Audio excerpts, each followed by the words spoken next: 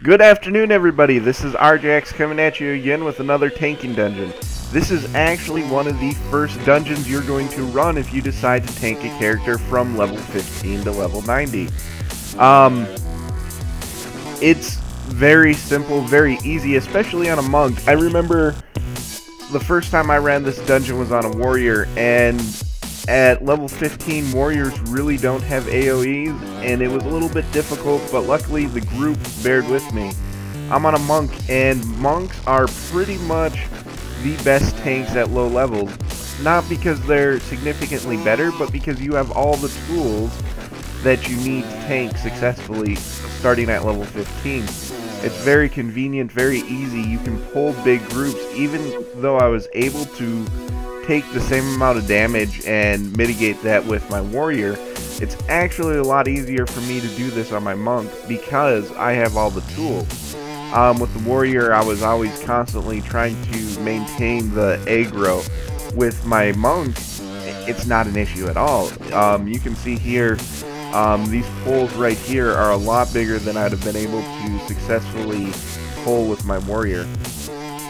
Something to note with the quests in this dungeon is one of them is to save a bunch of orcs, and people will go out of their way to try to do this. Well, when you get to the final room, you are going to have a total of like 3 sitting in there. It's nothing to go out of your way to do because you're going to pick up 2 anyways, and on the final boss you're going to be able to grab those last 3 after you kill him. So don't worry about going out of your way to grab the quest, guys.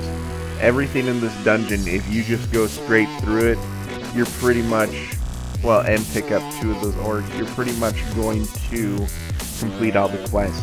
There's no reason whatsoever to go out of your way and pick up more mobs to complete it once you have above 3.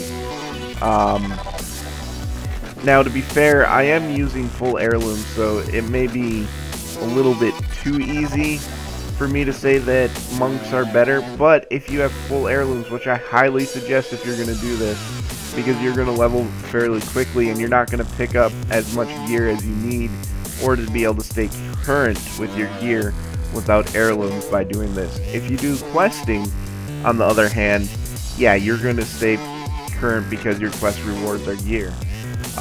You do get gear rewards, and you will get like little satchels of stuff for running these dungeons, but overall there's just nothing that can beat heirlooms, and they're not that hard to get, guys. I posted a video for the heirlooms earlier, and absolutely I would definitely check that out because it's definitely worth it.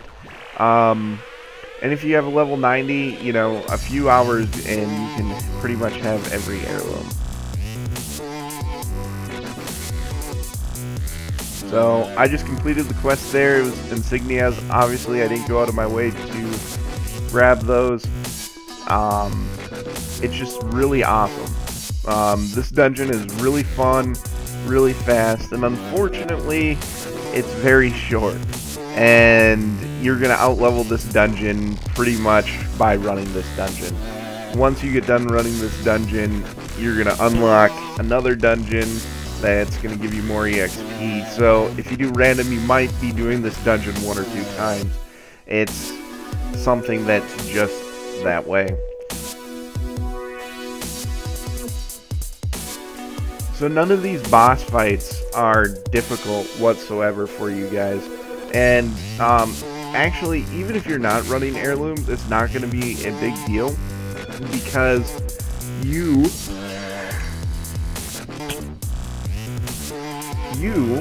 are you're going to be accompanied by the majority of the people with heirlooms. And if you're running dungeons, heirlooms have just become so prevalent in this game. I remember the first time I did it, I ran, you know, the first time I came into WoW with heirlooms and decided to reroll a character, I was running, you know, I was running dungeons in between questing because I was doing DPS, and the queue times were like 20 minutes, so I just queue up for a dungeon as soon as I got out. Run around, do some quests, and you know, I didn't really see any heirlooms until probably my 10th or 15th dungeon that I ran at that time while leveling.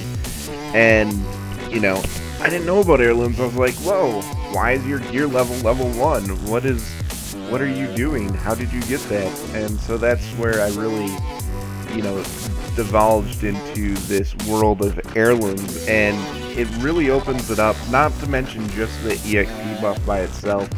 Those are really awesome. But the fact that it stays with you, there's no repair cost. Heirlooms are really the way to go.